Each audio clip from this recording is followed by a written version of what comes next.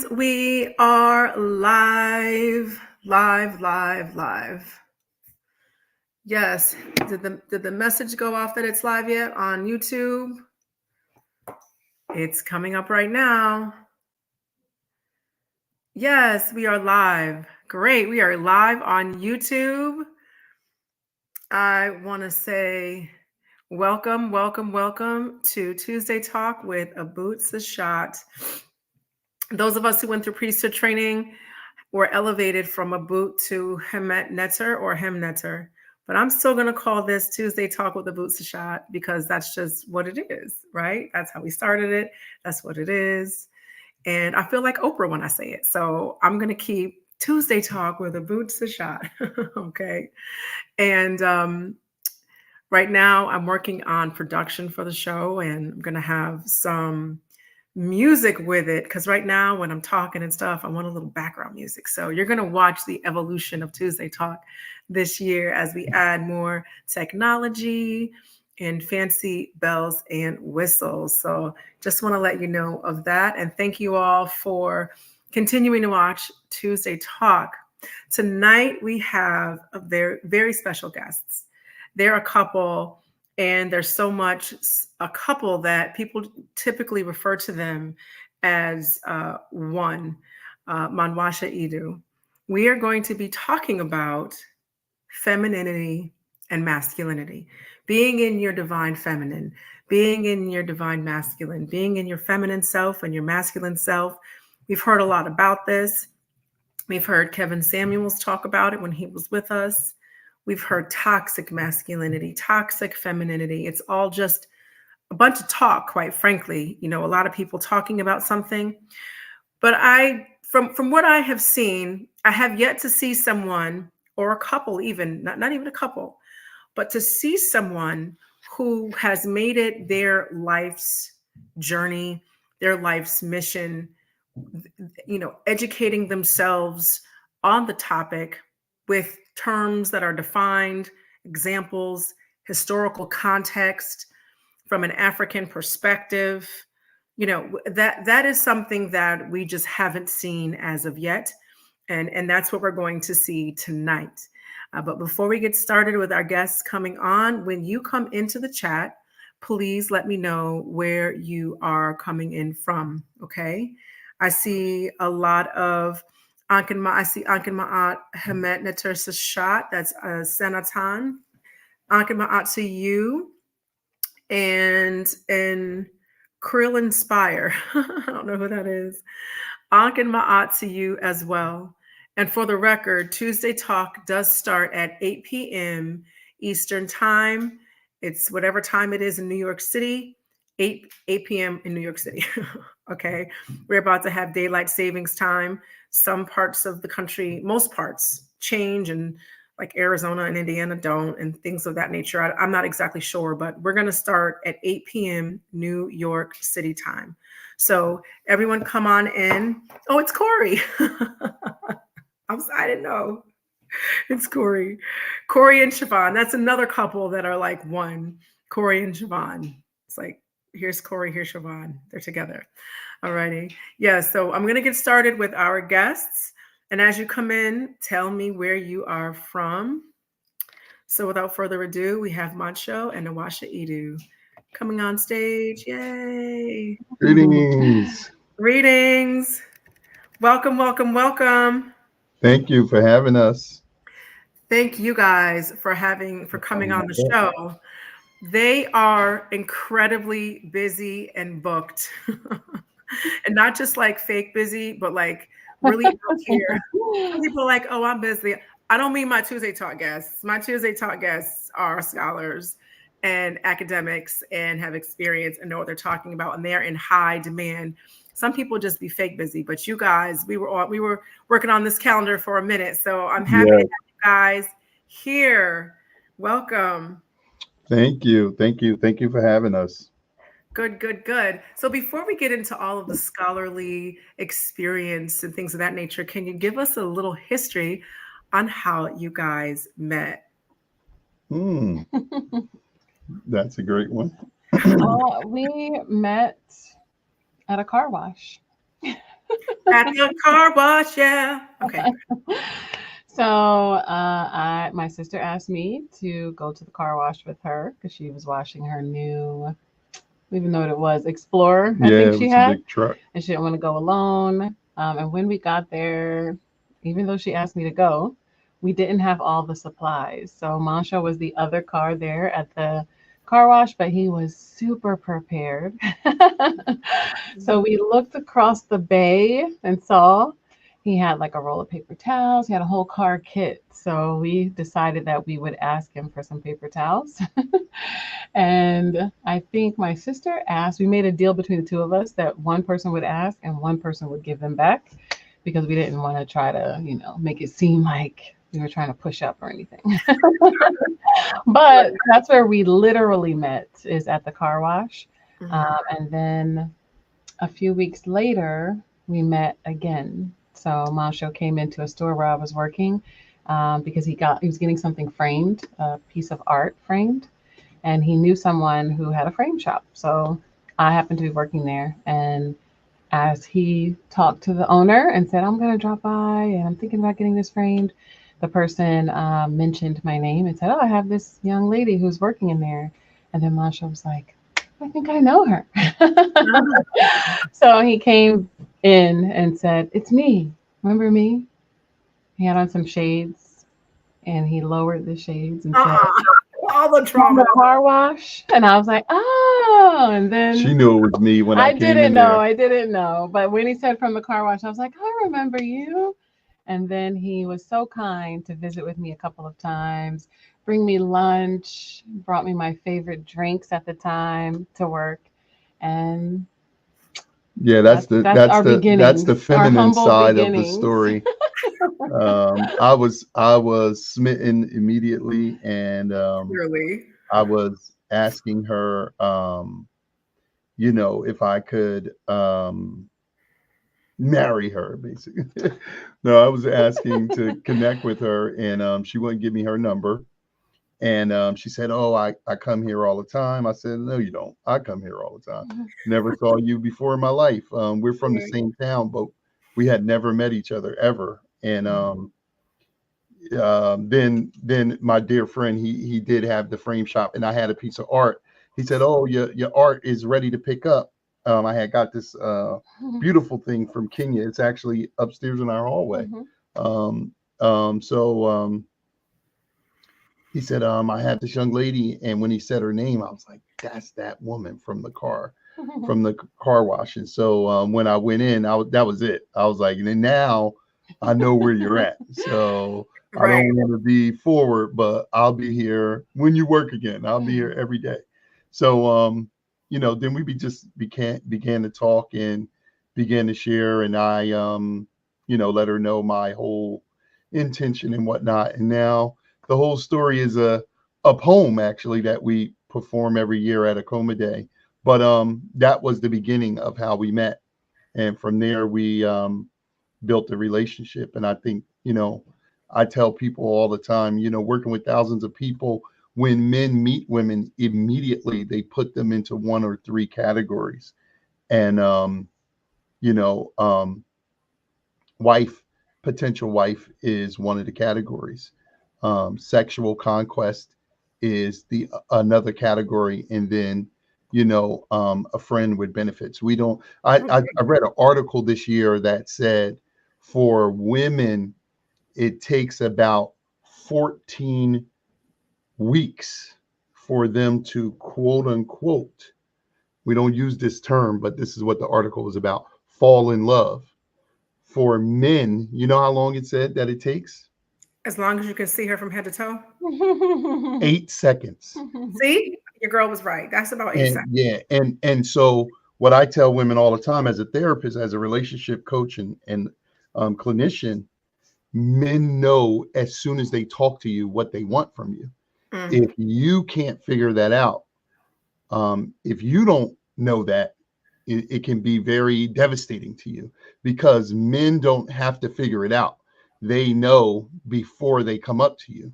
Hmm. Women, it's hard for women to understand that sometimes because for them, it is a process of getting to know you, getting to trust you, getting to understand you. A lot of times women are excited about the attention that they are getting, but a lot of times they don't understand what it is. But I've talked to thousands of men, and all of them who are married or made it, they knew as soon as they met her. That's what we kind of say. I met her today. You know what I mean? I met the one. We're like that. We're like that. Women they have a very different experience, and so they think that men are different. But if a man is saying he's unsure or whatever, that's disingenuous. He's not really interested in you in a certain way. He may be interested in you in a way, but not in a certain way. So there's marriage. When he sees you, it's marriage, sex, sexual conquest, and friends with benefits. Yep. Is there just a friend? Is there a category where there's no sex, like when you first see a woman? Not attraction, because attraction is sexual. I mean, you can become friends with a woman. Don't misunderstand what I'm saying. Like, you can meet a woman and develop a friendship with her. Most platonic relationships are platonic because of a primary commitment elsewhere, or they're not attracted to you sexually. But we don't, as men, we don't have a friend really attraction. Friend. Yeah, we don't have a friend attraction. Yeah. We are attracted to you. Now, we will respect, like, I have met women who are some of my greatest friends, but when I met them initially, I was like, oh, this woman is beautiful. My attraction, it's not necessarily a nefarious thing. It's the nature of men and women. So we attract on a when we use the term attractive, or like that kind of energy, we're talking about sexual energy. Absolutely. We're talking about, as married people, we meet attractive people all the time. She meets attractive men, I meet attractive women, and that's anybody. But for us as men, who are usually the like aggressors or pursuers, anything that hunts, it knows what it's doing. You know what you're looking for. Yeah, you're hunting for the kill. You're hunting to drive something away. So we are on the hunt. So we know, usually, unless we bump into you haphazardly or just like in passing, we're at least watching you. And I say this everywhere I speak. Wherever you live as a woman, if you are single, married, or mated, there are men around you, and these men may speak to you. They may not even speak to you. They may not even say, Hotep, good morning, grand rising, whatever. They may not even address you, or they may only address you in passing. But if I come to that town as a man, or come to that community, and I ask the men, they know your resume. They'll say, oh, that's Shashat. She works here. She drives the blue Mazda. She has 2 children. She used to be married to this dude that used to play in the NBA. Like, they know your whole resume. We always know the women around us. Women's reality is a little bit different. They're very protective. Men can be potentially dangerous. So they are like, they may know it's 2 or 3 men in my neighborhood giving me a creepy vibe. Yes. But other than that, they don't really know what's going on. It's interesting you say that. It's interesting you say that, because there was this guy who played in the NBA, and he saw me and stepped to me. But before he did, there was a guy who was like, oh yeah, that's Sai. And he ran down my resume. Yeah. Yeah. So then, and I used to drive a black Mazda. So that's crazy. Oh, wow. What you gave was crazy. I'm just throwing it out. That's why I had to just say this part. I wasn't going to tell this like on a recorded video, but I had to, because you just said too many things. So later on, I'm still friends with this dude. So later on, when we were talking, he asked me a question about me that was very personal, that I knew he didn't know, because he's not from Hartford. So how do you know this? Right. Because I'm from Hartford, Connecticut, and I was in XYZ town. How do you know? So I remember I was on the phone in a grocery store. He asked me this question about something so personal to me. And I was like, how do you know that? He was like, yeah, I was just talking to this dude on the street and he just told me about you. Yeah. And I don't even know who that dude is. And like a dude on the street in Hartford, like, who is that? Yeah. It's so crazy because he ran down stuff. Every town, have you not seen that? Everywhere we went, I mean, we've been all over the world, and it's the same thing. Like my sister just recently moved back from Atlanta to New Jersey, where we are. She's about 35 minutes from us where we are, but she's in the state of New Jersey. And she called me one day and said, Mancho, you are so right with that thing that you said, because she said, I ran into this guy and he was like, yeah, she was like, oh, how you doing? He was like, yeah, you so-and-so, you drive this, you're a therapist, because my sister's a therapist also. He was like, you got this dog, you drive this car, you come out on Sundays and said, because men, we're watching our environment, and we're especially watching women. And so, that's part of the reason why so many women are protective, because you understand at a certain point, everywhere I go, I'm being watched. And so most of the watching is positive. I will say that. Yeah. But some of the watching ain't so positive. You know what I mean? You and so one or two creeps, and you can. Yeah, you have to be mindful. But men always know instantly. So when I hear sometimes sisters tell me, he said he's just trying to figure it out, and that I said, that's not figuring nothing out. Yeah, that's not true. Like that he not trying to figure it out. He wouldn't approach you if he's trying to figure it out. He know. Yeah. So Nawasha, let me ask you this question. I'm gonna give you a scenario, and then I'm gonna ask you as a woman. So sometimes as a woman, you'll see a man and say, he's attractive. He's attractive, right? Boom. What is this guy's name? He was on a soap back in the day. He's an attractive dude. His mom is like Swedish or something. And he's black. He's a little lighter than me, maybe my complexion. I forgot dude's name. But he's the example of an attractive man that I don't know one woman who's attracted to him. Like guys have told me they don't have no you attractive and I'm attracted over here. Ain't no two columns. Either I'm attracted to or I'm not. And for women, we can have I'm attracted to this person, or this person is attractive, but I'm not attracted to him at all, right? So Shamar Moore, thank you. Okay. That's who I was talking about. Now my story's okay. So boom. You ask any woman, the least that I have spoken to, Shamar Moore is attractive. All of them have said he's attractive. Then you say Jim Jackson. Girls be like, ooh, child, ooh. And then it's all of this, girl. I don't know who Jim Jackson is. But that's because you ain't a woman. Okay. Jim Jackson, he was I don't either. What'd you say? You don't either? I don't, but I'm about to see. That's my example, girl.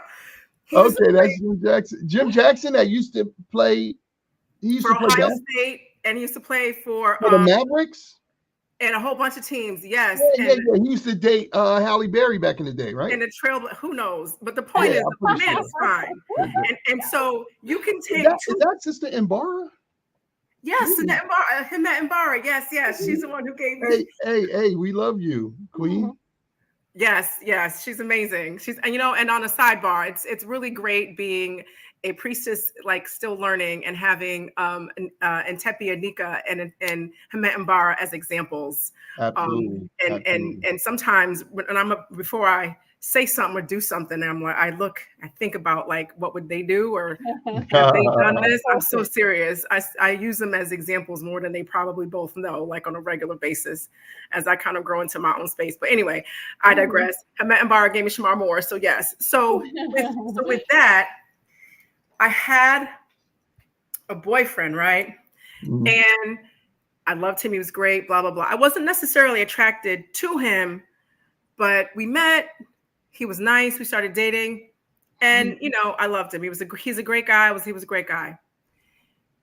We were at his beach house, his family's beach house, and I saw his friend, and I was like, "Oh, baby Jesus, that man is fire!" And I was like, "Oh my God!" In my head, I was like, "Oh, that's the one."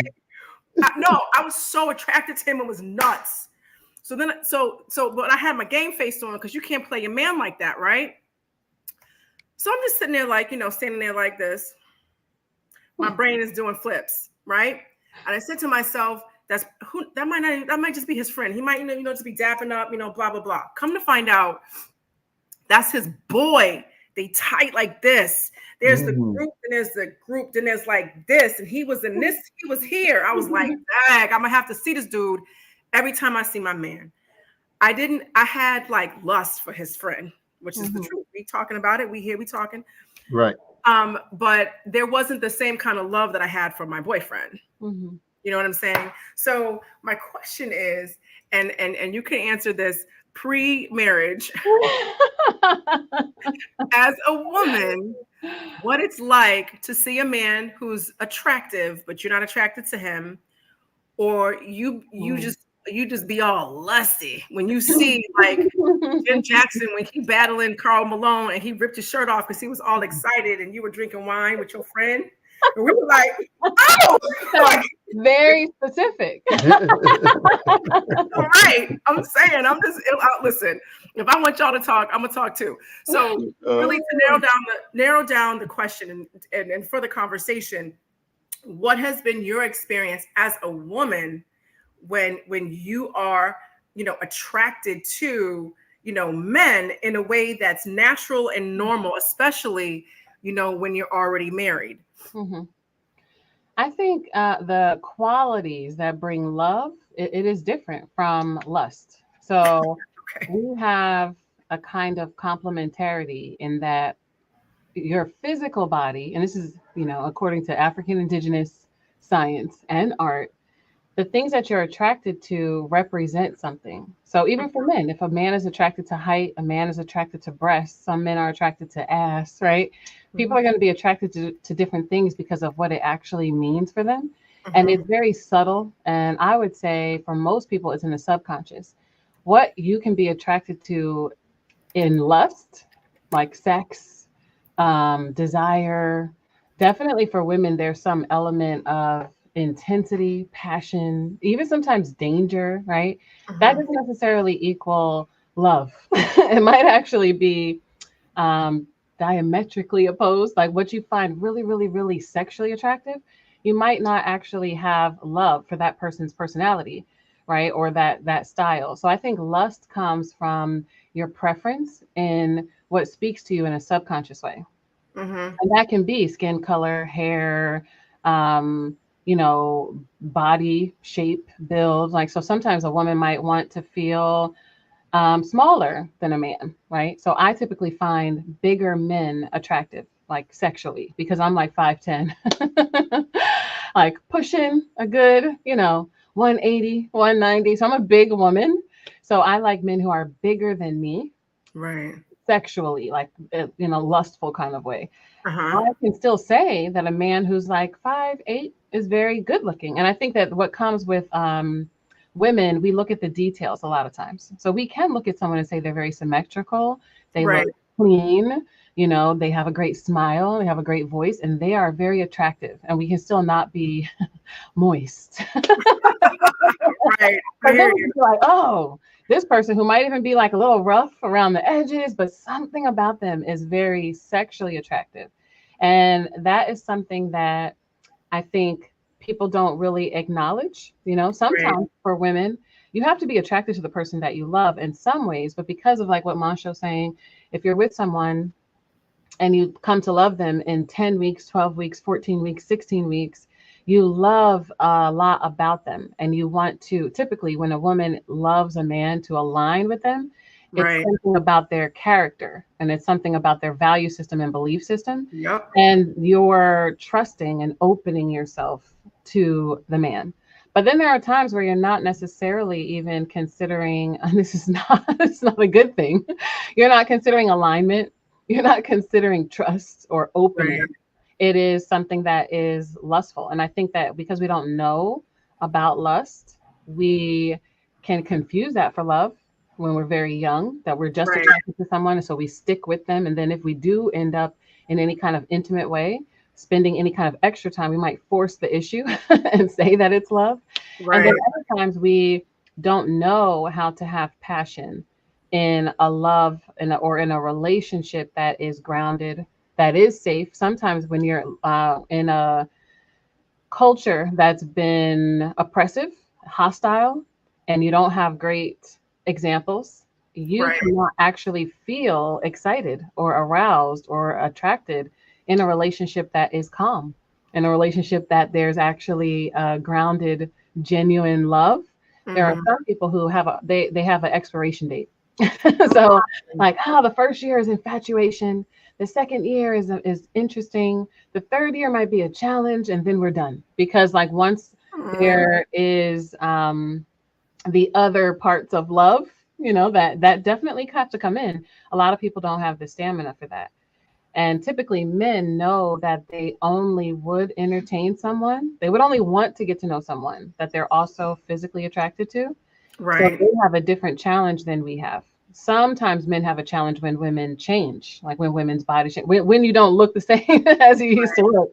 But for women, it tends to be either something grows on you, you know, like you're saying, this person's amazing, I love them, and then I meet someone and I'm really aroused. I don't even necessarily know them, like them, but there's something about their physical makeup that is very, very attractive. And I think that we don't realize that the way someone looks, the way someone is kind of packaged, there are things that go along with that. And this is a generalization, right? Right. But there are things that go along with tone of voice, things that go along with breasts, things that go along with hair. Some people like short hair, some people like long hair. Some women like beards, some women don't, right? So when you see someone and you see that characteristic represented physically, it kind of enlivens something inside of you. And that's really what you're attracted to. And to know that is important. So, lust is a real thing.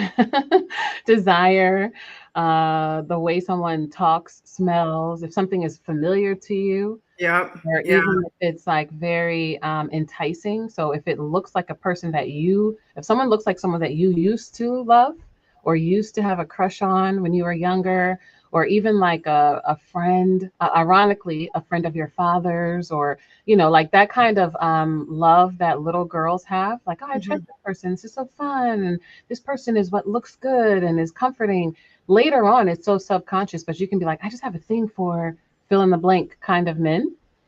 And as Masha's saying, you can grow to love in a lot of different ways because of the details that represent femininity. Someone looking at clean fingernails, or responsibility, or all the little details that go into, do I want you inside of me?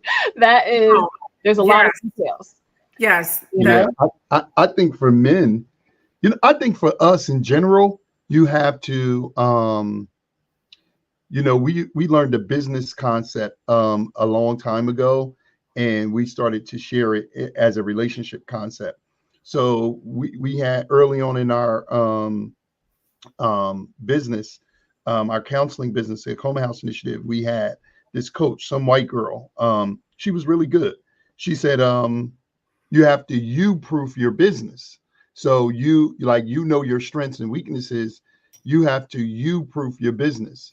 I think for couples, in general, I'll talk about us in specific, but in general, you have to proof your relationship, because absolutely, I can't speak for women, but absolutely, as men, you're going to meet, once you're mated and married, you're going to meet a lot of women that you find attractive, and you're going to meet your type, whatever that is. You're going to meet like those people that make you breathe quickly and change your energy. You're going to meet those people. We've been working around the world. I can't even count how many of those women that I've met. It's so many of them. And I'm sure for Nawasha, we've talked about it. She's met a lot of those men. I don't know if she met as many of them as I met the women, but I think you have to you-proof your relationship. And every energy is a usable energy. That's what I try to tell couples. Never run from an energy. Every energy is usable. So if you have lust for someone you meet and you have a great relationship with your partner, you can use that. You can use that energy to your benefit. And it doesn't have to be taboo. It doesn't have to be a secret. But in interaction with them, like when you meet them, one of the things that we talk about doing all the time is you have to keep your partner present. Even if you're lying, you got to keep them present. You mean physically with you present or present in mind? Present in mind and present vocally. Present in between the two people. Yeah. So like the man says, you married, and he's like, she shot your eyes. And then he's like, wow, thanks for the compliment. You know what I love about my husband? He always talks about my eyes. Like, you got to give it back. You have to neutralize, because for us as men, that's one of the things we're talking about. We talk about the 3 N's for women in their femininity, the 3 P's for men. One of the N's is neutralize, right? You have to be able, that is the superpower of a woman, to protect and to, just clear the field. It's her in her warrior, it's her in her scientist, it's her in her alchemist. You have to be able to neutralize. Even in yourself, I tell Nawasha, you got to explore your own feeling. If you feel that lust in, like, to try to act like it's not there. She's a professor.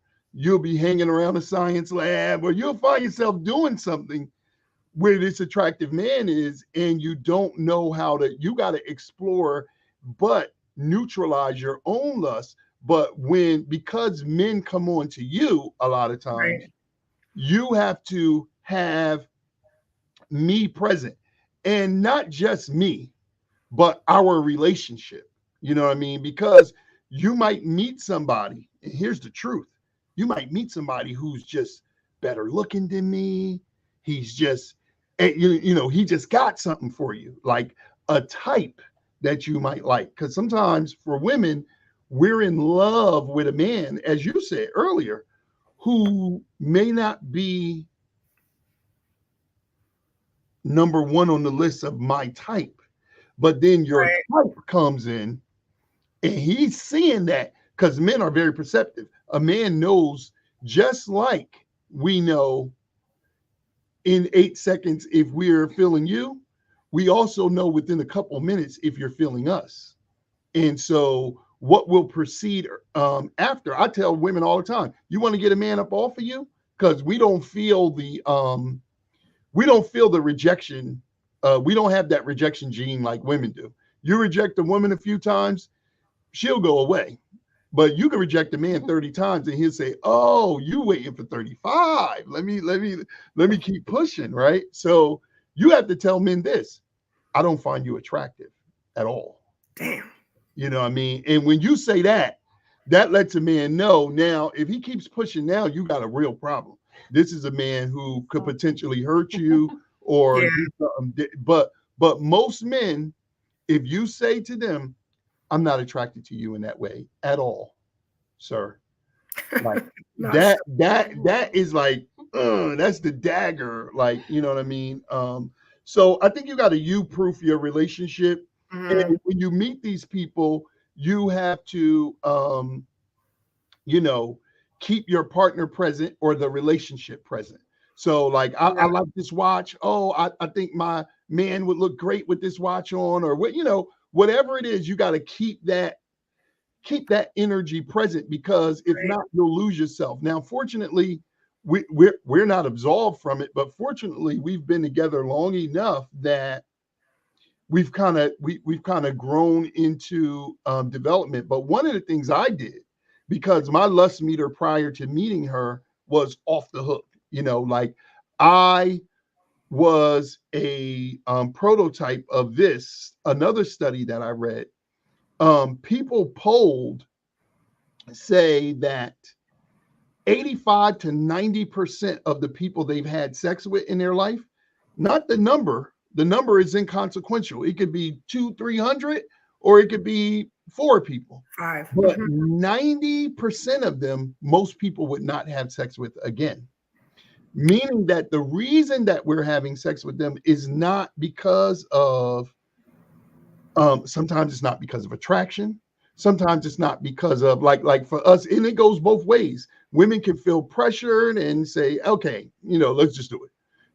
Men in our animal-based state, the lower part of Harmacket, in the beast, Right. we often have sex with women who we're not attracted to, because what we're attracted to is sex and the feeling of entering the heaven, that lies between the legs of a Black woman. So if you got that, and I'm keeping it real, you don't even got to be clean and a whole bunch of stuff. And like this is why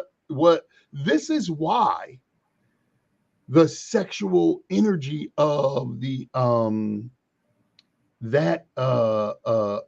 what would be the intert?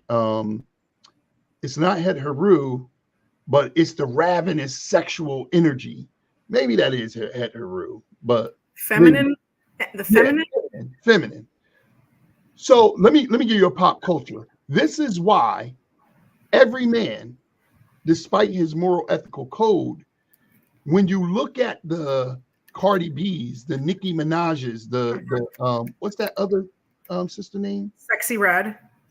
No, not Sexy Red. That made the song with Cardi B, Megan Thee Stallion, right? Oh, okay. When you look at those, yes, Embara, thank you. When you look at those sisters, that's attractive to men. So I don't understand Nikki because her body parts are so fake, but I get it. Yeah, I mean, Nikki's beautiful to me. You know what I mean? Her face, but she's distorted her body. Always very fake. And let me be honest, I don't know what Nicki Minaj looks like anymore. I haven't seen her really. She doesn't either. But let me tell you, many years ago, I met Kim. I met Lil Kim, and like pre-surgery.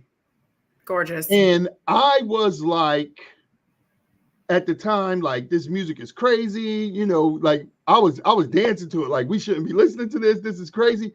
But when I met her, I was like, little sister, you are gorgeous. You know what I mean? She was coming up, she was having money at that time. She so I'm like, you are gorgeous. So I'm saying that to say, this is why the porn industry and other industries, the sex worker industries are so big, right? Because men, regardless of their stature, now we all don't indulge. I don't indulge anymore. I used to have an addiction with that stuff, but we have a magnetic attraction to a woman who is using her sexual energy for influence, and so everybody is attracted to that. In fact, as therapists, one of the things we see with long-standing couples is women have for like 90% of their lives, especially if they started early, like they lost their virginity in their third 14 to 21 years old, or they began to have sex in their early 20s. They were receivers of sexual aggression and acceptors of it. When a man is in a long-term relationship, he wants you to initiate sex. Why? Almost as equally as he does. Why right? though? Because it is confirmation that the desire is there. Like if I was with a woman and I say, I only have sex with you when you ask to have sex with me, how would you feel? I'm calling Jim Jackson. Right. And so for men, that happens too. Because we have a voracious appetite, it'll work for a while. But I'm saying when you with a person for a while, you want them to be able to turn up their feminine energy and unleash it. Because men want women to be refined except in the bedroom. A lady in the streets in a freaking bed, like Yeah, Ludacris said. yeah. Like we men want Right. that energy, and so it's So I don't even use the word freak, but I'm saying be accepting or refined, and then in the bed be raw. be Because aggressive. like some So stuff, I mean, people got gerbils and midgets and all kind of stuff. Like I ain't just saying a freak. I'm not saying that no, term. I But, was just but, using but that because that's of the the term. song. You're right. Yeah, that is the term. A That was lady in just the the street and a song. freak in the bed. Yeah, Right. that's the term. Yeah, Absolutely. yeah. Absolutely. So with sexual energy, and here's when we can kind of get into the meat of what we're going to discuss with femininity and masculinity. There's always sexual energy because you're always a man, I'm always a woman, Noasha's always a woman. So whatever we do, say, how we walk, whatever, is through the channel of our female sexual energy. And then that's a feminine energy. So you can have non-sexual female, male, feminine, masculine interaction. You could take it for an example, the way a mom and a daughter interact with each other, and the way a father and a daughter interacts with each other. It's sexual in the sense of they're two different sexes and they have their energies in a non-perverted, distorted, intercourse way. So everything we do is from a sexual energy. So can you talk to or speak to the gender part that isn't like the lustful intercourse relationship way, and what is constant, like when we're talking about our feminine energy, what is the main constant that we see that's expressed when two girls who are friends interact, sisters, best friends, aunt and niece, blah blah blah?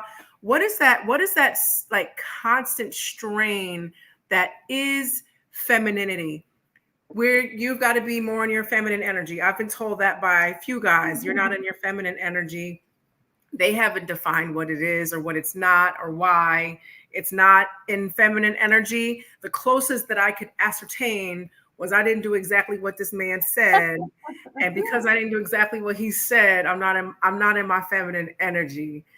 Okay, whatevs. That ain't the definition. So what is universal female of all time, rooted in African centeredness? What is feminine energy?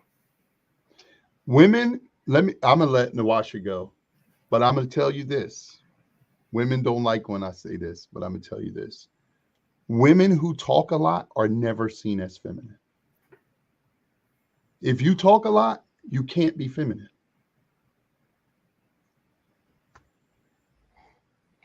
Women talk a lot to each other, right? Women are very communal, very social, very cyclical, into a lot of details. Those types of things are definitely feminine attributes. And femininity, just like masculinity, has its own range. So a lot of times that's what the challenge is we don't understand the range of masculinity. So we're holding on to maybe 2 to 3 characteristics.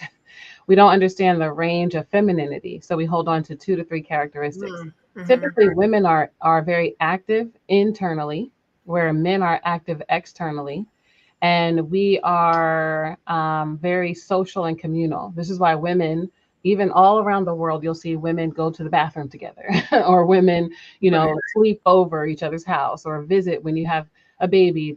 5 women come over to help, and like that type of the energy behind things getting done is often feminine. So even though there can be active external energy, it's typically a group of women or women who are managing the details, understanding what needs to get done, the project manager, although external short active energy is masculine. So women typically talk a lot to each other. Men talk a lot because they're doing something external. So they sometimes don't talk as much to each other. Like you can see when men get together and be quiet. like maybe watching the game, fishing, right? Playing video games, like a lot of the things that men are doing these days. There's not a necessary. It's the presence of being together. It's the agreement ahead of time, and the idea that we are friends, so we come together, whatever that friendship means, right? Women typically are receivers. We're typically active for the process as opposed to active for end results a lot of times. So this is why we can be chatty with each other and there's no purpose to the conversation. We can be Right. just empathizing with each other, and that kind of resonance is very feminine. Sometimes for men, the even having a conversation, there should be a purpose, right? So a woman so-called talking a lot seems as though there's no, what's the point of talking a lot, right? So you have to be able to say that the entire pole of humanity is masculine and feminine.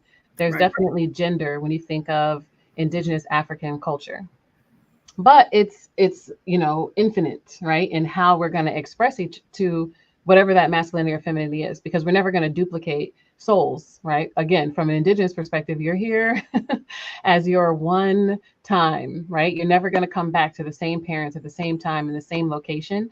So although we have a very set understanding that there's masculine and feminine energy and that there's a pole of humanity and that's all that there is masculine and feminine, in that, if you have a long line, the tick marks of femininity are very wide in that range in the overall polarity, just like the tick marks of masculinity are very wide. And the Mhm. challenge with men or women telling the other gender what it is to be that thing is that we're often really limited. So when women say, well, if you are a real man, and they list three things that are important to them in their specific Right. life, that's not all that masculinity is.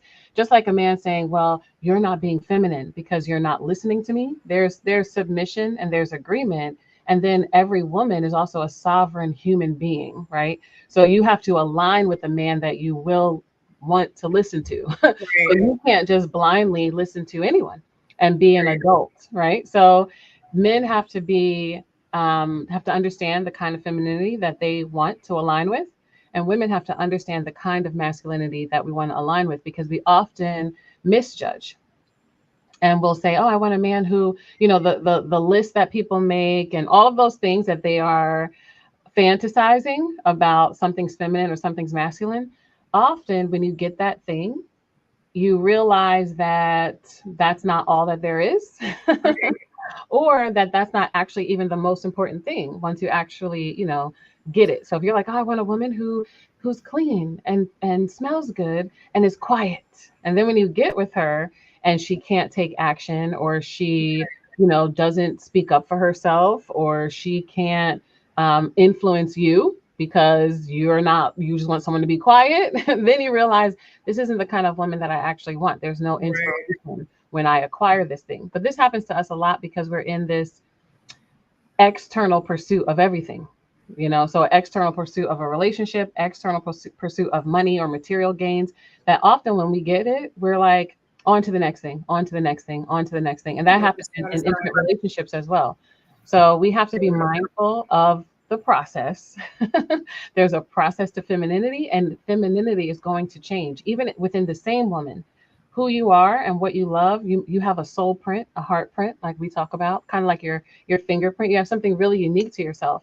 But the Mhm. girl that you are, there's a glimmer of her. There's a thread of consistency, but that's not the teenager that you are. That's not the, as Masha said, as you move through the 7-year cycles of your life, your own femininity will be expressed differently, and you're still feminine.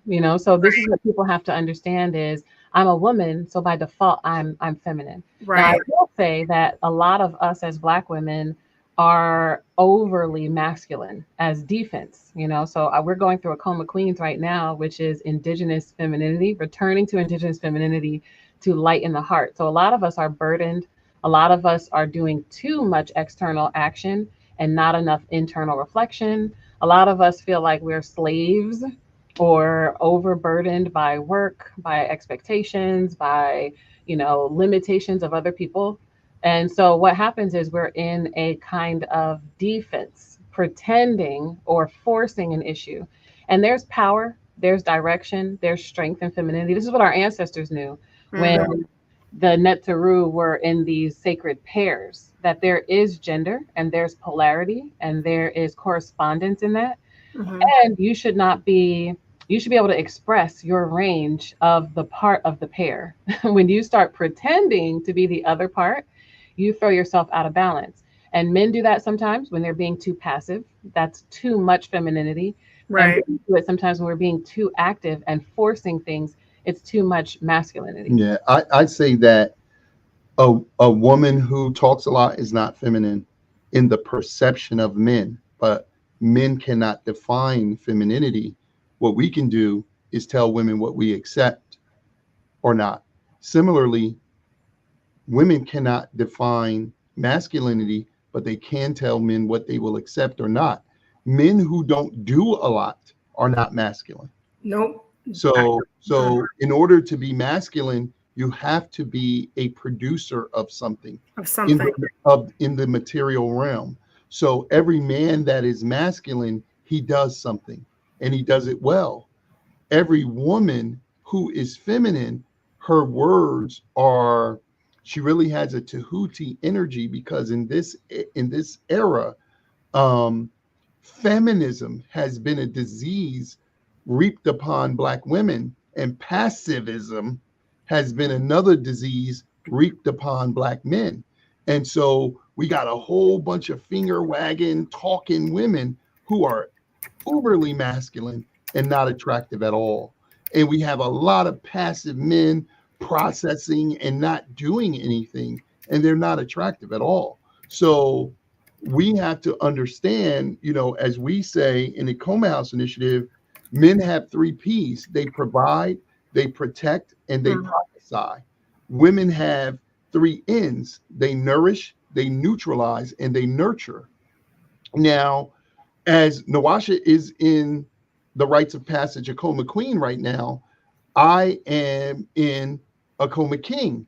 Our rites of passage, our 14-week rites of passage, is about emotional fitness, because for men, we have a misnomer following our oppressors that our relationship identity is connected to our wealth, our that Kevin Samuels bullshit Yes, your about high value. your high value is if you make six figures, and we're an oppressed, enslaved people. That's ridiculous.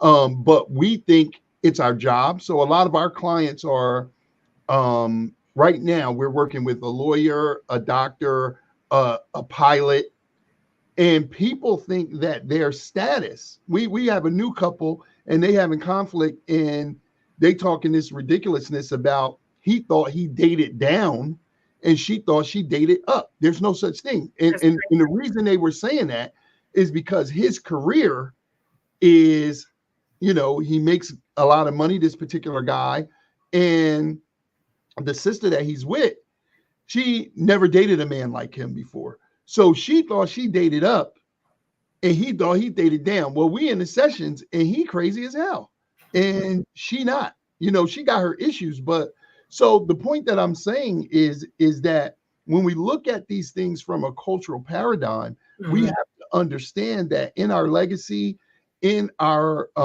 indigenous culture, there are norms, there are roles that we have when we come together. Now, if a woman, I don't know a man who wants a masculine woman.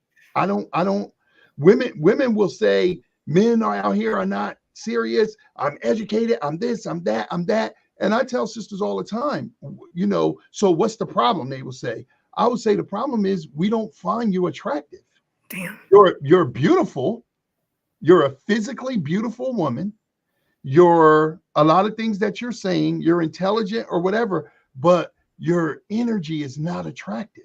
So you can list 35,000 things. Similarly, for men, you can hide behind your career that you made $1 million. We have a lot of millionaire clients and stuff like that. Listen, none of that stuff qualifies you for being successful in a relationship. That's why we talk about 7 primary skills that you got to have if you're going to have a good relationship. You got to have skills, not looks, not money, not net worth, not any of that. You have to have relationship skills. And for a lot of men today, what I'm seeing, they're so passive because subconsciously and consciously for a lot of men, we're being dominated. We're the parent people of humanity. We're the fathers of all men. But right now, we're absolutely last in every category, including marrying our women. That's And right. so as a result of that, we're a very passive socialite. Like we're not actors, as Baba Kamal Kabone, who's now an ancestor, a recent ancestor, said to me, we shouldn't be reactors, we should be actors. We should be initiating. We should not be reacting to someone else's initiative, especially when Right. they have they have ill will towards us and they're weaker than us. The So whole aim in life is destruction upon us. yeah, I'm listening to them. yeah. So yeah, I see somebody Sharana Sekmet, feminism is a disease wreaked upon Black women. Yeah, who's that? Quoting you. Oh, okay, yeah. Yeah. That's a great quote. That was me. I wrote that. You know, I wrote that for because what you said definitely makes sense. I remember when I first heard of feminism, I was in high school, and I went to a predominantly white private school in Connecticut. And I mean, when I say predominantly, I mean this 80s white, like not this white, like regular white. Okay. yeah, I had that. So I just remember this girl talking about it. I just listened and I was just like, that doesn't have anything to do with Black people and Black women. Yeah, Like I just at all. knew it. And I was like, At that's just ridiculous. And Shahrazad Ali had written her book around that time. I forget the name of it. Black Man's Guide to Understanding the Black Woman. Black woman. And you know, I read that book or the other one she had written. This is a while ago, y'all. I was in high school. Yeah. And I'm like, this makes more sense. Yeah, absolutely. Like, you know, the whole, like, I don't want to be a man. I don't want to wear those awful suits those women used to wear with those little skinny ties and be shoulder treated like a man. pads. Yeah. I'm sorry. And the shoulder pads, right? And To the shoulder make pads. yourself- yeah. It's like, why do I have to imitate a man? I don't want to do what men have to do. They have to go outside and do all the grimy work. I don't want to do that. Right. I want to do what we have to do. And even before, you know, I hadn't heard the word Kemet, didn't know divine feminine, had none of that. I just had my Black common sense. And I knew that just wasn't right. Blind her. Yeah. Black common sense. Yeah, Black common sense. Put that in the quote. That's the quote of the night. Black common sense. I had That's what you need. Yeah. my Black common sense. I sure did. Yeah. My parents ain't raised no fool. Yeah, That's why I was able to become a Booster shot, because my parents were laying tracks for me when I was a little kid, but I digress. So, you know, we've heard so much about toxic femininity, toxic masculinity, and I haven't seen these posts as much. I just, you know, would get on them and say, okay, well, what is masculinity? Like, define that first, then tell us what is toxic, and then tell us what is toxic masculinity. And then what's the difference between toxic masculinity and just general poor behavior? So then you have people who give examples. And I said, so you gave an example, you did not define it. And since we don't have a definition, we have no working understanding of what you're talking about. You don't even know what you're talking about. And then you add an example on top, which can be interpreted from other people's paradigms and their own definitions. You're making it worse. Do you know what you're talking about? And so I kind of got tired of saying that to people, and I just stopped responding on those toxic masculinity, toxic femininity, like threads by people who can't define the word define. So right. Can you tell us, if you have an idea, what is, and I want to loop back to your rites of passage. I definitely want to make sure we spend some time on that, maybe towards the end, but that I heard that we definitely have to talk about that. What is masculinity? And I mean, we've touched on it a bit, but what is this toxic masculinity like? And I'm gonna, from a woman's perspective, the way I see it is when a man uses the natural male energy of protection in a way that's abusive, whether it's Mhm. physical, emotional, spiritual, financial, and any way, whether it's manipulative, anything that distorts that physical power. And the reason why that is, in my opinion, the worst kind of any of toxicity is because we need our men to protect us. Right. You can't be physically in all those other ways abusing us, because that's the exact opposite of what your role is. So that's kind of how I see toxic masculinity. The rest of it, if he's too passive, if he is manipulative, if he's, gaslighting, and if he's a lazy bum, whatever, that to me is like distorted feminine energy, when you use your words and your behavior as a way to manipulate. So circling back, can you tell us, like, what is masculine energy rooted in indigenous African culture, and what is toxic masculinity? Hmm. I think, masculinity in and of itself is very simple. It's those things that are indigenous and reflective of the masculine aspects of God, of Mm, of the energy of the universe. And so, for me, toxic masculinity is seen in women and toxic femininity is seen in men.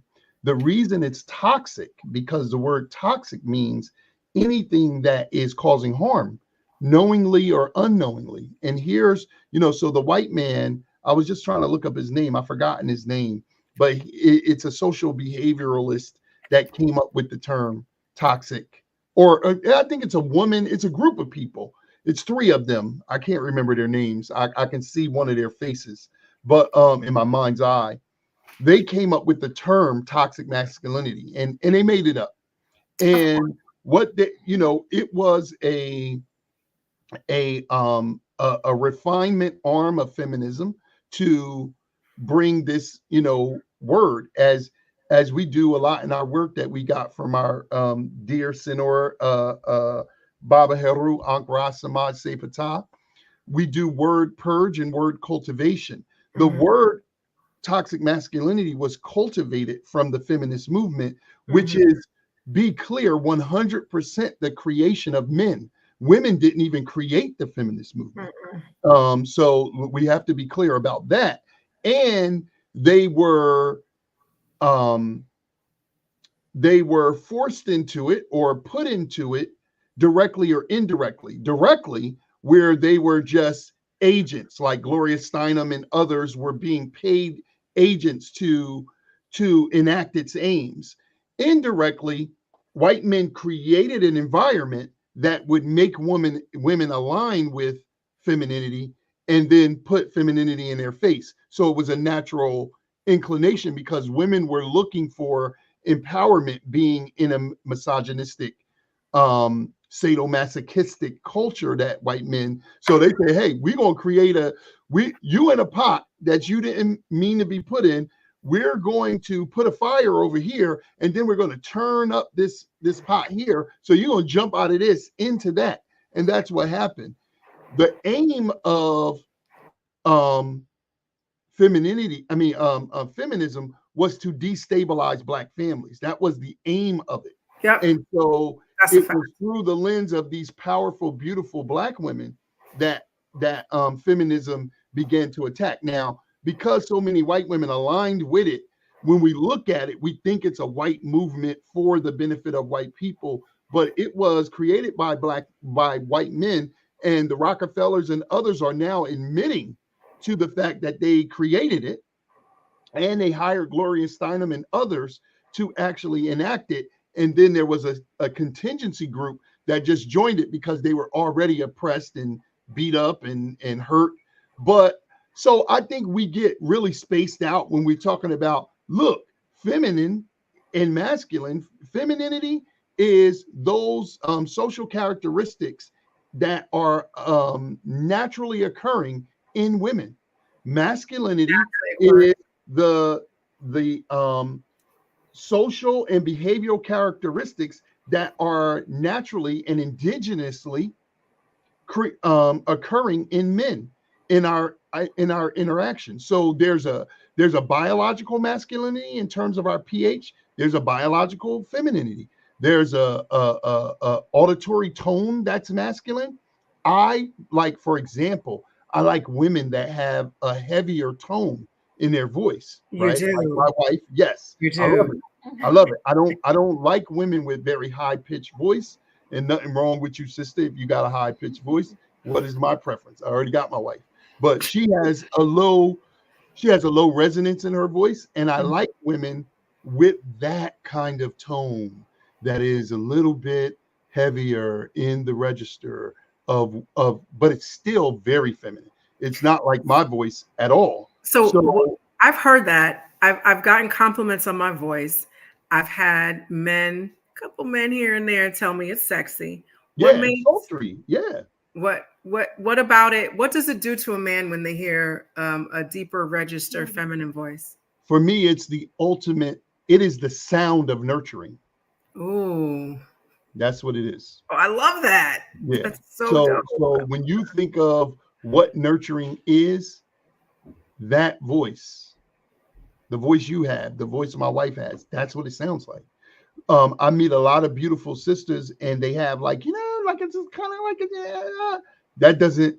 It's like, wow, that's beautiful. You're beautiful, but that doesn't seem like nurturing. My mom used to have a salon, and she did nails, but she had another nail tech, and then she had a female barber who was actually my barber that I brought to my mom's shop, and then 3 hairdressers. So it was a lot of people, a lot of women, a few men coming through there, but a lot of women coming through there.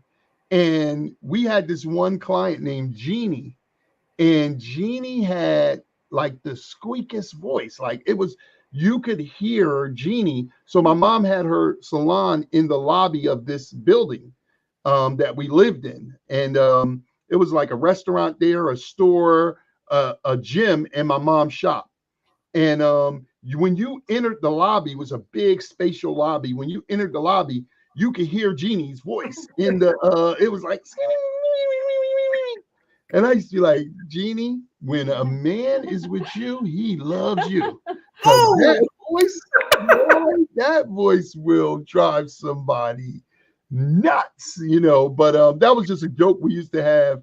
right. And she used to tell me sometimes, Marsha, my boyfriend say he loves my voice. It's the greatest voice he ever had. I said, good for him. And I said, tell him to hit me up when he thinks differently. But No. we used to tease Jeannie, but she was a great person. But yeah, I think it's the nurturing sound. It's the sound of nurturing.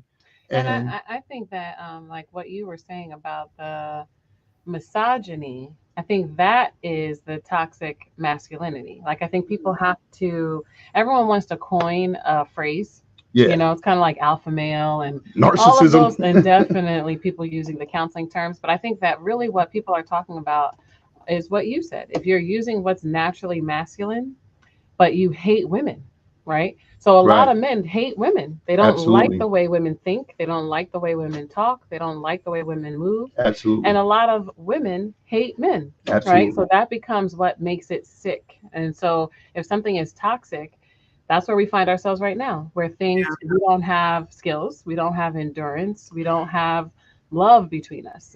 So what we have is our behavior, and that's our thinking, right? Our emotional self, and our the action that we take based on thinking and emotion is hurting ourselves and hurting each other.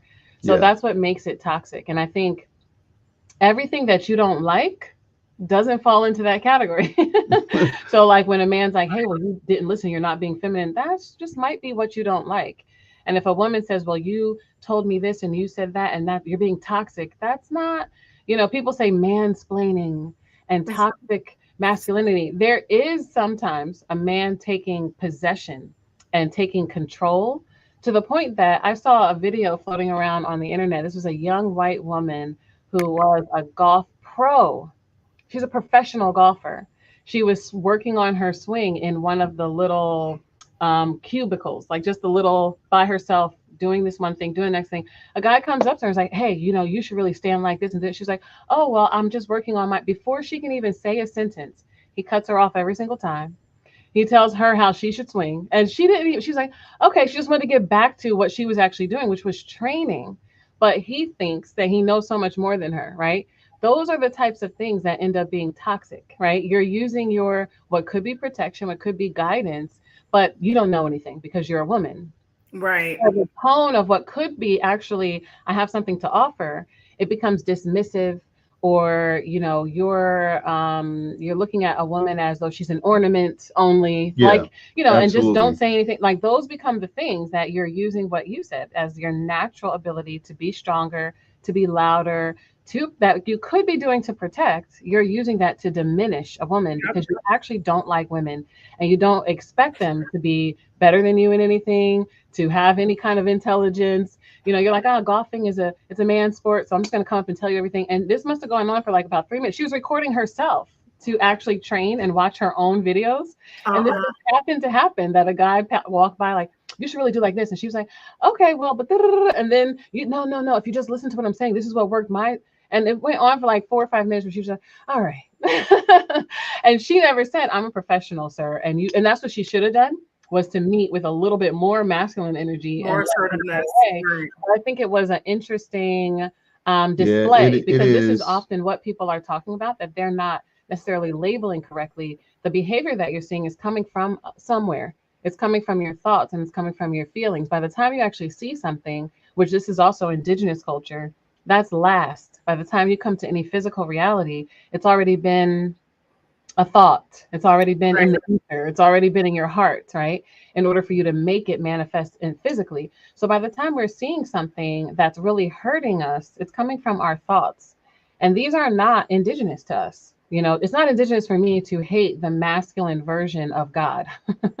And it Right. wouldn't be indigenous to hate the feminine version, but because we are oppressed and we're looking to model another people what they think about love, how they express love, a lot of the things when you're at a deficit are about control, are Yep. about, challenge, are about manipulation, because you don't have the everlasting reality, right? So you have to try to manipulate in order to have love. You have to try to control. And these are the things that people were battling over the last few decades because of the oppression of women.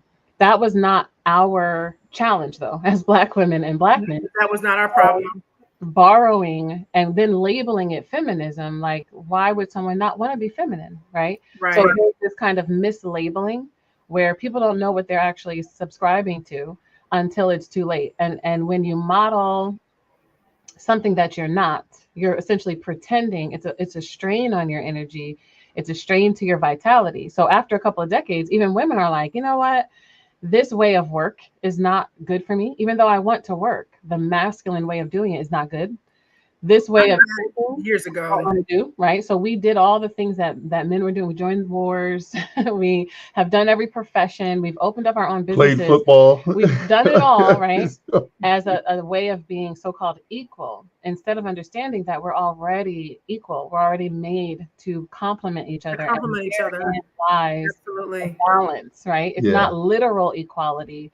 It's the It's not equality that, sameness. yeah, exactly, You yeah. exactly. know. If And there that's what was makes it toxic. if there was a harmonious ma'at, when we talk about the seven virtues of ma'at, if there was truth to it, if there was a justice to it, if there was a order, if there was a balance, if there was a harmony, a reciprocity and propriety, there would be masculinism, because ism means that you're doing something. That's what the suffix ism does. If you're already a woman, why do you need feminism? Like, what is the behavior Yeah, set I think That people you don't are uh, already doing. that you're not all? patriarchal Yeah, rule has yeah, been oppressive, but I always tell people this is white patriarchy.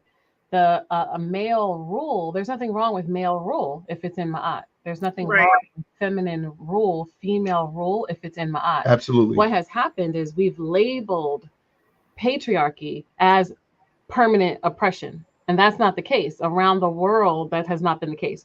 That's Right. only been the case in certain parts of the world. and at certain times. So because of that, we're saying, okay, there's misogyny and there's patriarchy and it's terrible. So here must be the solution, which is to go in these kind of polar extremes. So rather than actually bring healing to what the challenge is, we just present what we think is a so-called opposite. And so we're swinging at the far ends of the pendulum each time because we don't actually understand how culture works from an indigenous perspective. Right. And then when you have this, you have feminism, and then Black women jumping on feminism and womanism and Yeah. other isms. I'm just like, we weren't even thinking about any of this until it's here. We weren't thinking about it. Now, all this time we weren't thinking about it, and now someone who is not in our culture presents it. Now we running with it. Yeah. And And it's they did create the womanist movement. Like I hear some Black women say, I'm not a womanist. I'm not a feminist. I'm not a feminist. I'm a womanist. And I said, well, all y'all got left is sheist and herist. Once y'all get those done, we could just get you back to being yourself. You need culture. Yeah, and I think Right. that's the key, as So you said in the beginning. These things are easily extricable, and we can break these things down easily. Like, so much talk about these things have made them become, the fact that we have, and I appreciate your question, but the fact that we have long conversation about what is masculine and what is feminine is ridiculous. It's almost like saying we actually have gone further now. What is in the social strata of this psychotic culture is what is a man and what is a woman.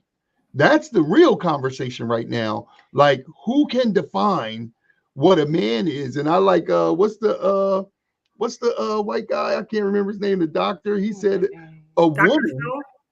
Who is it? Dr. Phil? No. Oh, no. This Andrew something is his name. He's a doctor of some kind, but he's out there in like white right. He's one of the white men who is leading the charge against the transgender movement and things like that. But he says that a man is an adult male and a woman is an adult female. That's it. So if you're not, he said it's that simple. Now, and then he said, if there is another definition, somebody provide it.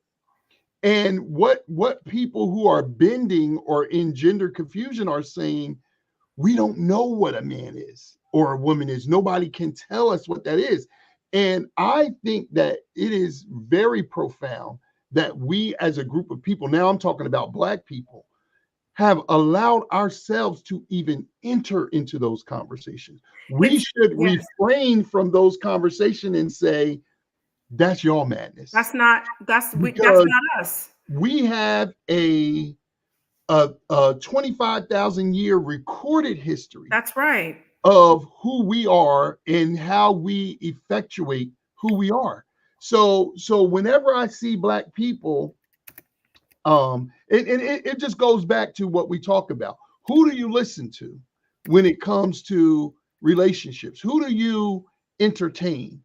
If they are not, one, in a relationship themselves over 7 years, if they are not, two, they actually like the complement sex. Because the point that Nawasha made, really, a lot of times it goes over people's head. If you don't have some specialized training here, you are a Black man and a Black woman. You have to, as a Black woman, you have to hate Black men. And as a Black man, you have to hate Black women if you don't have some specialized training here, meaning some cultural training, something that has brought you back to yourself. Because everything in this conditioning makes you hate women. And so what happens, what we see, people get together, and I'm telling you, 8 out of 10 men do not like women. They lust women.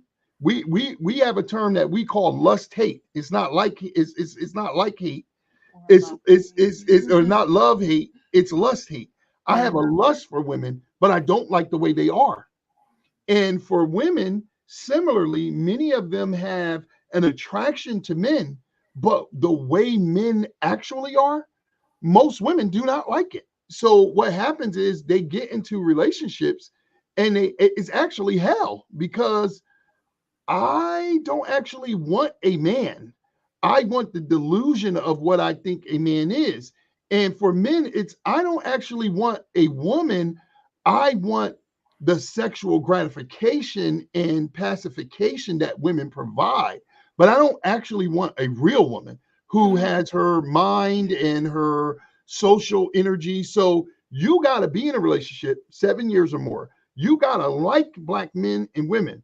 You have to understand the global system of racism, white supremacy. If somebody talking about relationships and they not talking about that, run from them because this is the greatest threat to us coming together. If you don't understand the 4 stages of that system and how it works, everything you think you understand, as Nellie Fuller said, will only confuse you. 4, you got to have a credential beyond social media. Now, your credential don't got to be an education credential. It could just be the first one that you're in a relationship for a while, or you got to have something. Or it can be something, cultural. It could be something cultural. It could be something. However, I say, especially to the conscious community, you cannot just listen to anybody because most of the people who lead in politics, in cultural religions, in spirituality, they're not in relationships. They're not, they don't qualify as number 1.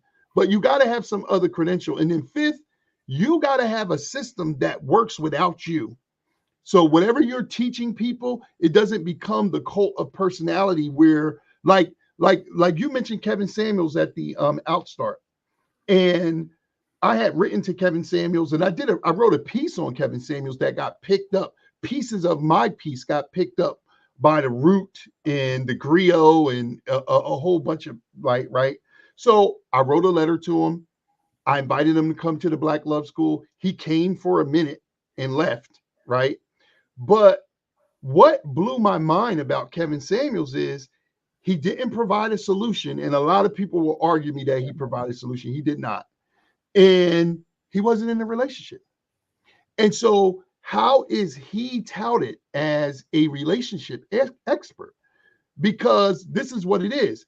What he did was vocalize a pain that men had on the pendulum swing for feminism. So the blue pill, red pill, the manosphere energy is the pendulum swing of feminism. Men are being seduced. And this is the fourth stage of racism, white supremacy. It refines. 70s, here comes feminism. Now, 2000, here comes manosphere. Same thing. It is designed to make us separate.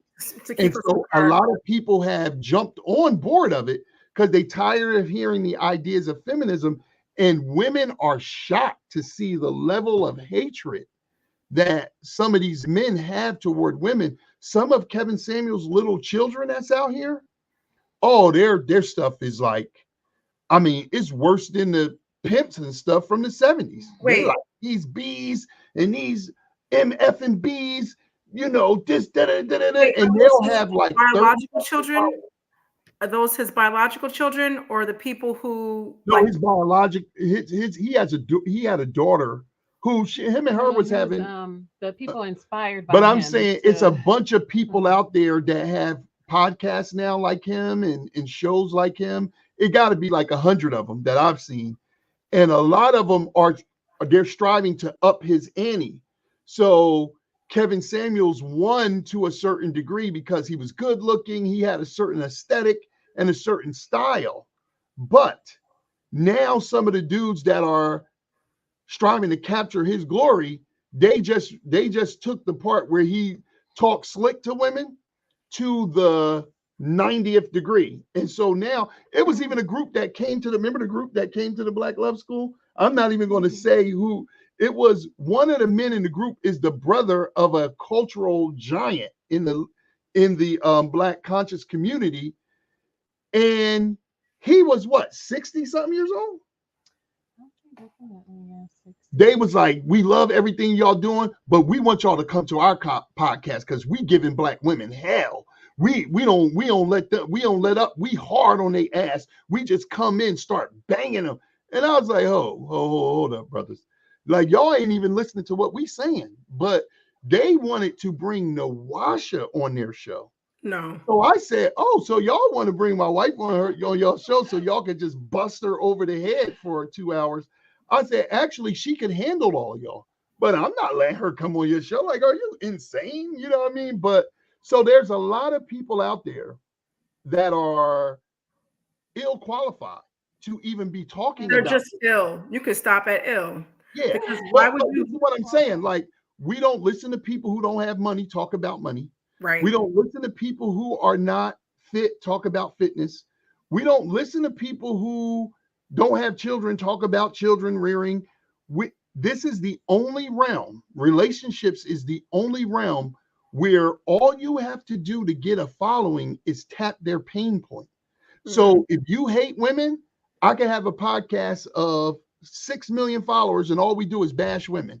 Yep. If you, whatever your thing is, you can have and they will start to call you a relationship expert, even if you don't have an actual relationship. Have a relationship the first.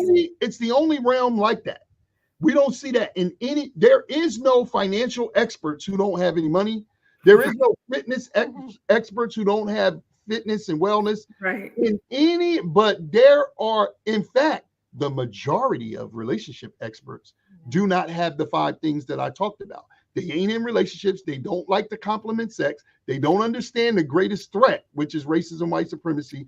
They don't have any systems or credentials that are outside of social media. And they don't got a system that they could give to the people and say, you take this, evolve it yourself, and teach 100 other people. They say, come listen to me on Tuesday nights or 9 o'clock while I bang the hell out of men or women. And they're like, yo, did you see this podcast? You got to listen to this one. Right. We're spectator haters. We're watching our own destruction with popcorn. And, so that's what we're doing. So what are some solutions? What are some solutions? It's one solution. You have to develop relationship skill, and you have to move from your indigenous cultural perspective. That's it. Our culture it's holistic. I think a lot of times when we're looking at the other culture and the oppressive culture, we're looking at people who are fractionists, who will look at one item, even if it is like a hormonal item, and say, this is what women are, is estrogen. It's compartmentalized everything. And that's what people are doing. And so we have to be whole, and we have to develop skills, because it takes skills to do any of the other things, to manage your finances, to manage your health. To drive a car. A certain amount of skill to walk. Be able to function, right? We can't just be freestyle and then not understand why we're not getting results. So I think relationships are very intimate and personal. So it ends up being a dream or a wish that you don't think, you're looking for magic, and not the magic from the comedic perspective of there's true alchemy and transmutation. We're looking for a fairy tale, essentially. So men are looking for a fairy tale, and so are women. We're looking for ease. We're looking for, once I press a button, it stays the same all the time. We're looking for all of those things. And we have to be whole and understand that it takes skills of development, skills of actually knowing the compliment and loving and respecting the compliment, so that you can endure through 1 year, 7 years, 14 years. It takes actual skills to evolve with a person. And I think we put more effort into almost any other category of our life. And this is all relationships we don't put a lot of effort into. But I often hear there's more effort in parenting. There might be more effort in definitely work relationships, because we're looking for that material security. When it comes to the intimate relationship, we're wishing that things would work out. Or we are very, very focused externally on the other person and how they could advance, and not necessarily focused on ourselves. So it's paramount to work on your skill set. And within that, there are many, many categories to improve on and to work on and to track. But we actually need rites of passage to go into a relationship the same way that we expect to be taught other elements of culture. We have to be taught how to be in an intimate relationship. We have to be taught what the expectation is from a group of women, be taught what the expectation is for femininity, for being a wife, for being a complement to a man. And men also have to do that for their sons, nephews, cousins. They have to actually say, this is what's beautiful about women.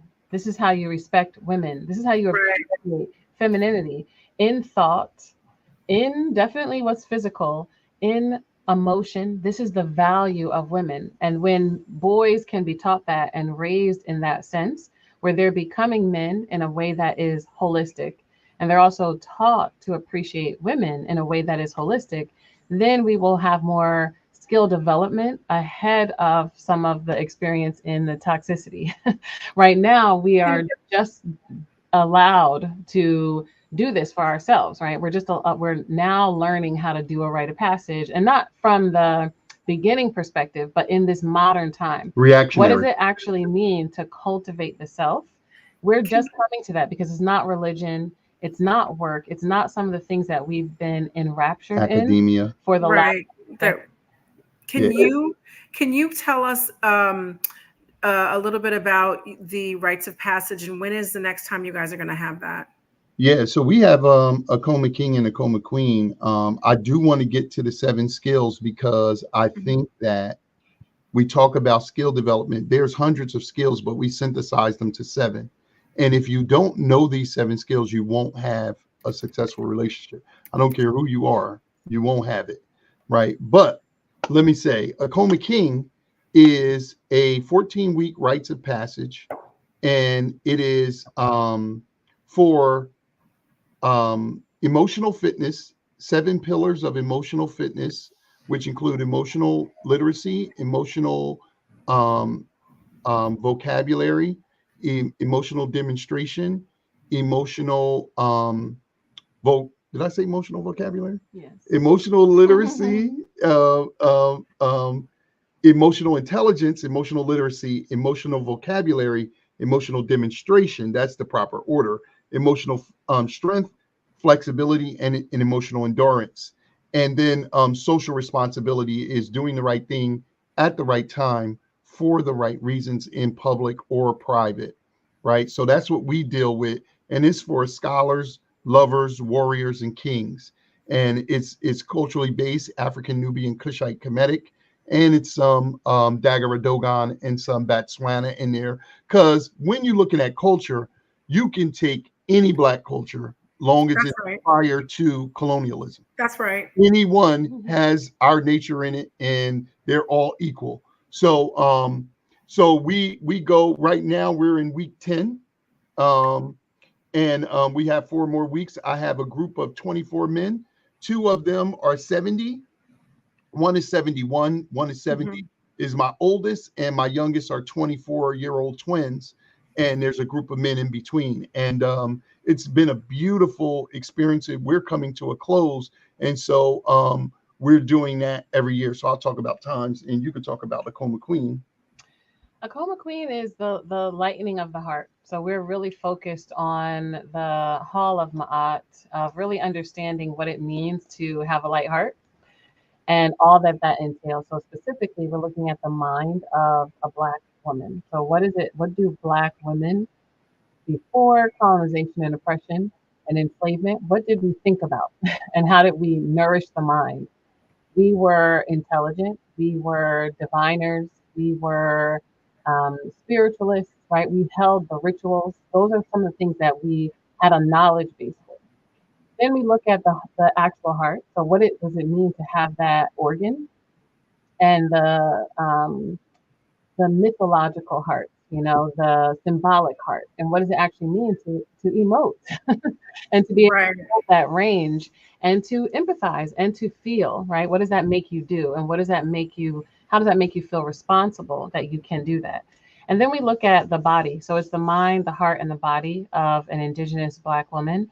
And how do we care for ourselves? How do we adorn ourselves? And why do we do the things that we've done all around the world? What is the belief system that Black women have had in order to be the most beautiful women, to be the most intelligent women, to be the keeper of rituals, those things? And we similarly look at Kemetic culture, the Bantu culture, the Dagara culture, the Botswana culture, because those are things that I've had initiation in. And there are so many things that are similar when you look at belief system. Even though a person may dress a certain, in different colors, different patterns, use different materials, we have certain beliefs about adorning. People may speak different languages, but we have certain beliefs about the development of a word and the development of language, and even incanting, right?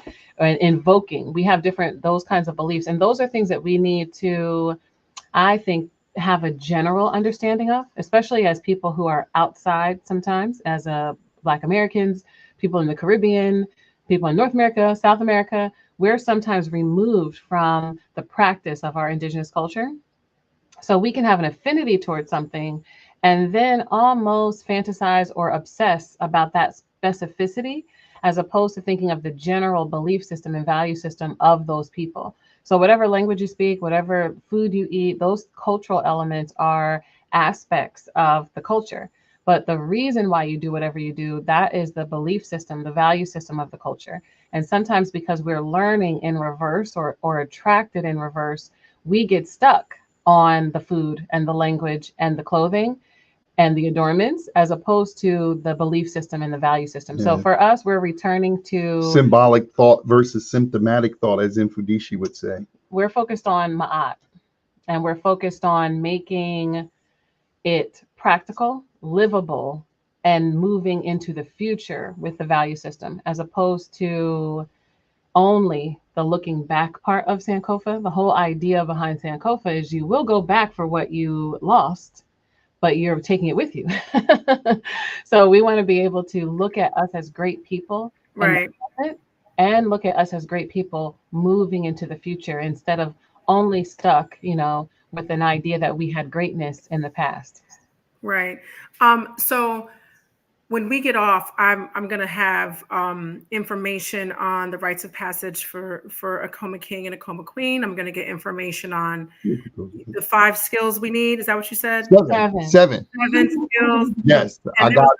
There was Are we another. going to do that off the air or on the air? No, we're going to talk about it now, but I'm Okay. gonna list it. And what I do is, wherever I posted this Tuesday talk, people are gonna go back there and grab that information and links to Okay. passes. But we're gonna talk about it as we kind of wind down. So yeah. So I do have to say, yes, it's, we are putting our culture back together. And you're right, we can use any part of African culture, because before there were colonizers, it was just us with the same basic, philosophy in life. So yes, listen, for everybody watching, I'm excited for this information myself, because I'm about to join, because I want to know myself. I think as we have people who specialize in certain elements of African culture, we need to take their classes, go through their rites of passages, so that we can put ourselves back together in everything that we have within us, so we can bring it out in a way that's effective, that's accurate, and something that we can live. We can live this way and not just look at it, but we live it. Yes. And it's important to have your reminders and to, study and to look at things. And for the women in Acoma Queen so far, so many women are burdened. So many Black women feel like we're at the bottom. We're constantly getting bombarded with Black women are the least attractive, when everyone wants to look like Black women, right? That Black women are the least respected, when everyone is hijacking and appropriating our style. Us. Black women are not going to get married. Black women, it's like so many things that we're looking at, that we, because of oppression and, systemic challenges, racism, we are overcompensating. So even sometimes, we've just been cultivated to think that we're not beautiful, that we have to be 10 times as smart as someone. All of that pressure is we have a lot of endurance as Black people and definitely as Black women, but we're existing in a lot of sickness because our hearts are heavy. So physical sickness, we're losing our hair, we have diabetes, heart issues, we're having the most hysterectomies, right? And a lot of it is regret.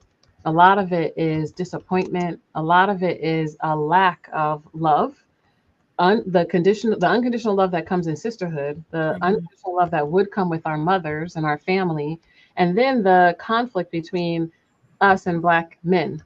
So it's such a challenge that so many people are having fibroids, having cancer, having so many things that we can tell we're falling apart basically. Yeah. And when you talk to someone, a lot of times it is pressure, regret, realized expectations. So either external expectations or our own expectations for our life that's weighing us down. So when you look at something, I think it's amazing that our ancestors in classical Kemetic culture made so many references to the heart, Mm. that symbolic heart, and made references to your heart should be as light as a feather, and this is how you do it. And your heart should be lighter than a feather, and this is how you actually do it. And this is the sign of whether or not you transition into the ast asar, right? When in that idea of people telling us this is how you become an Osiris, we have people translating that material that don't really understand. They were translating, right? But they're not living that. They're not understanding what it actually means. We can tell that by how our They world are is right now. right. The You culture don't they've created care around this your heart. planet. Your heart can't be light with all the Period. things that you've done, but you're translating it for us to give it back to us so that we can say, "This is my goal. Is how I should be living." And this is how the whole world, the entire culture, every nation will rise up if we can actually do this. But we have to have respect. We have Mhm. to be able to live something and make it the most. Right now, we're saying it's 2024, right? We know it's not 2024, but today and how we're living and where we're living, how do we make these principles true in our business, in our family, in our relationship, in our neighborhoods? How do we actually do that?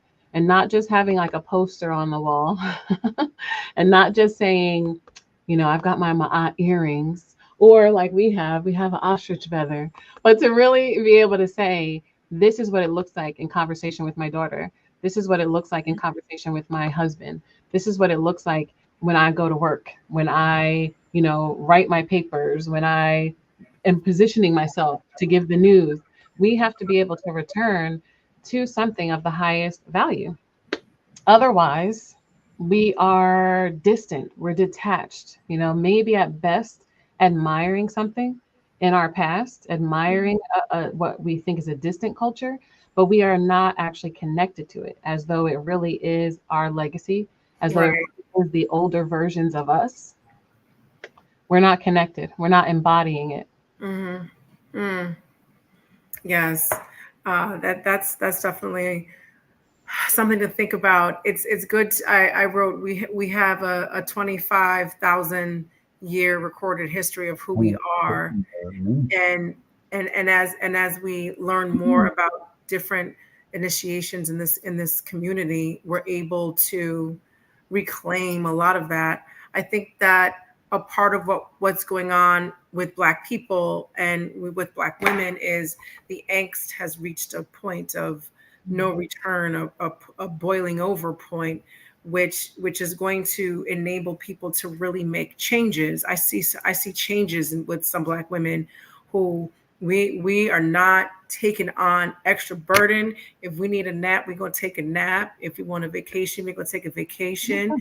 If you want to sleep in late, like I see that with myself, with other Black women, and there's just this collective energy that we are like, Mm, you know what, this is not working. Let's return back to ourselves. They might not say let's return back to ourselves, but if you're listening to your body, you're returning back to yourself. right.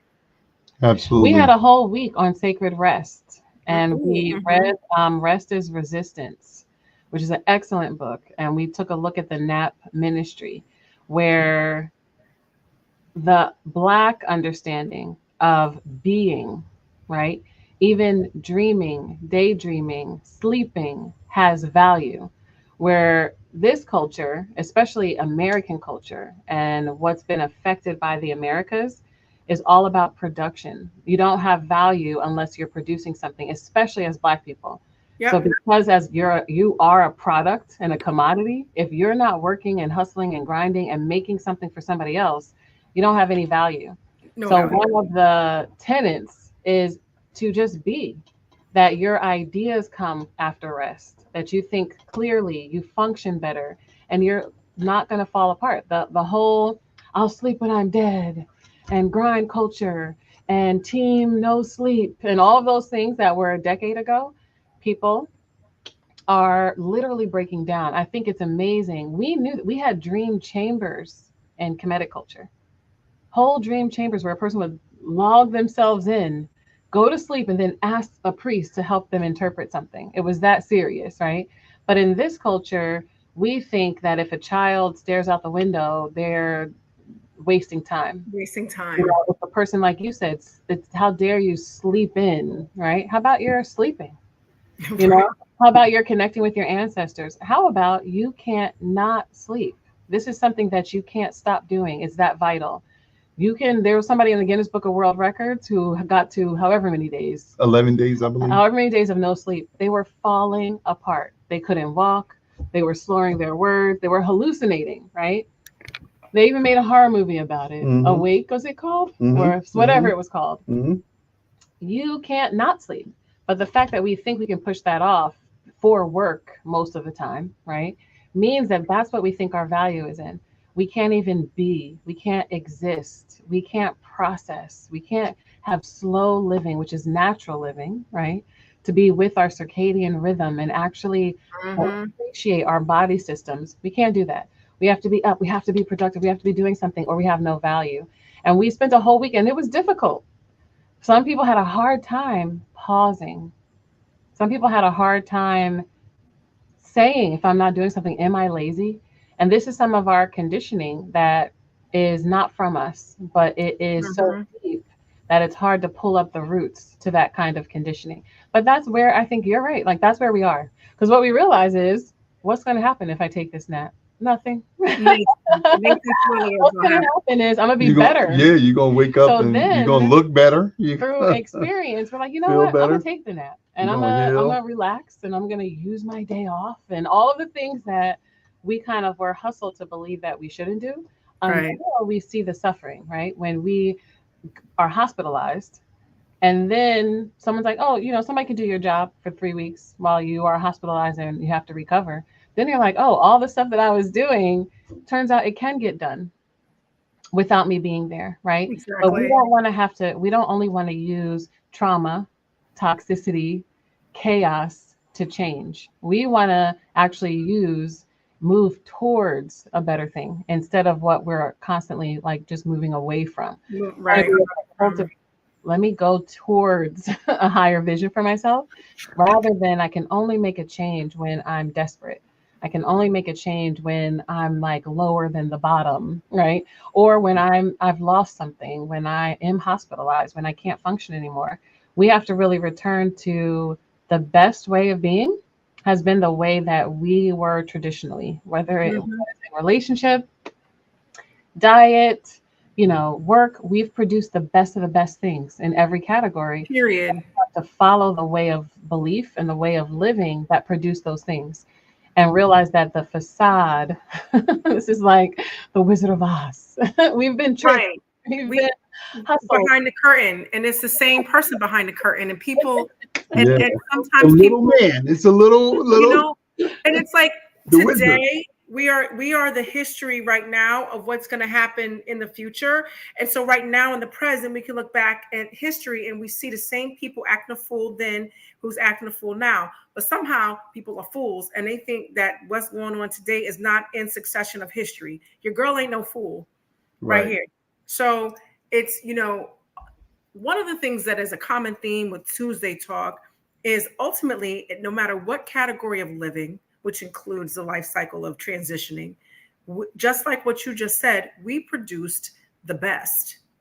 And so, we really have to, as a people, and kind of as we come to a close, or look, we're pushing on 2 hours. That just lets me know we need to come back. You guys need to come back.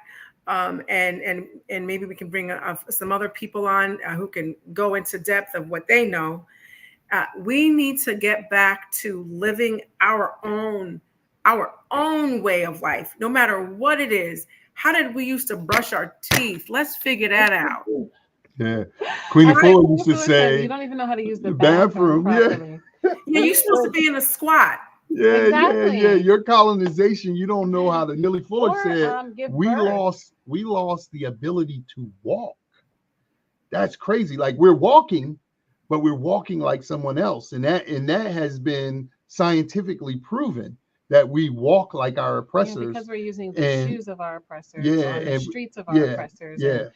And the environments in that, what was that shoe that was really big? White people brought it up. It was the MSB shoes, but it was Maasai.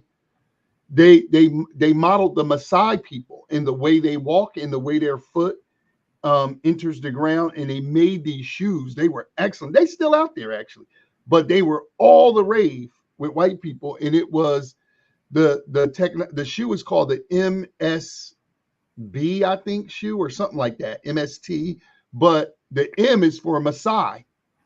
And so they gave credit. That's they gave the credit. The sneakers were like, when they first came out, they were like $400 or something. And look, I tried on a pair of them. Oh my goodness. It's like really supporting it. It aligns your hips. So everything we're doing now is crazy. Yeah, I think one of the most interesting things is when you are laying down to give birth, right? You're doing sometimes the thing that is so unnatural. It's actually in your own DNA. You should be squatting. In your own, no one even has to tell you something. It's encoded in your DNA, just like your ability to breathe, your blinking, your heartbeat. But when we are in this culture, we're doing almost everything out of order. Yeah, I saw everything. That. Nawasha delivered our second daughter in the car while I was driving 70 miles an hour in the passenger seat in a squat. And our daughter came out. She just went in there and pulled her own baby out in a squat. Beautiful. I was like, bound to happen, but we're fighting. I was driving, trying not to crash. Like, oh my God. I think it's an example when you're not in a squatted position to use the bathroom, and you're not in a position to give birth. And like you said, how do we brush our teeth? We had the best kind of care for ourselves. And I think when we realize how much we're deteriorating physically, we can see that mentally and emotionally, we must not be in the right space, because again, the physical is last. By the time something really develops in you physically, or you're feeling the pain and resistance physically, that means it's already been with you for a little while. Absolutely, because physical is the last manifestation of something. Yes, go ahead. Right. Before we go, I want to give people these 7 skills, because this is all that we've been on for the last couple of years. Okay. And until we make this normalized amongst our people, this is all we on.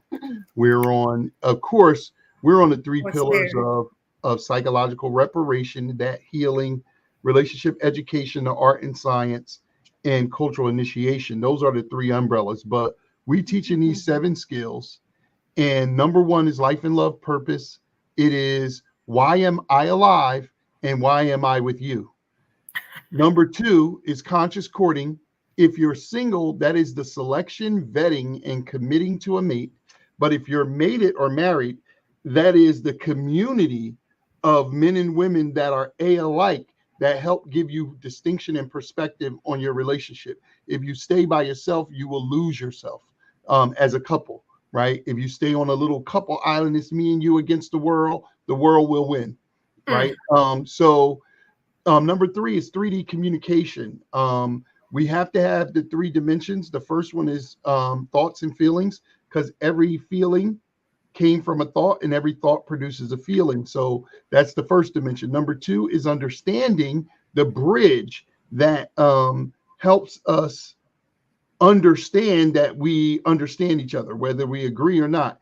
And then the third dimension of 3D communication is our action, our unified action. What we do together or what we agree not to do proves that we understand one another, right? So we got to have 3D communication.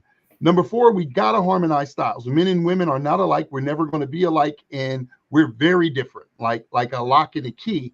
But we're not opposites that oppose. We're complements that complete and work together. So we got to understand that how we have to be a man that is amenable to a woman and a woman that is amenable to a man, because what we typically do is say, I'm a man or I'm a woman, and great, that's who you'll be by yourself.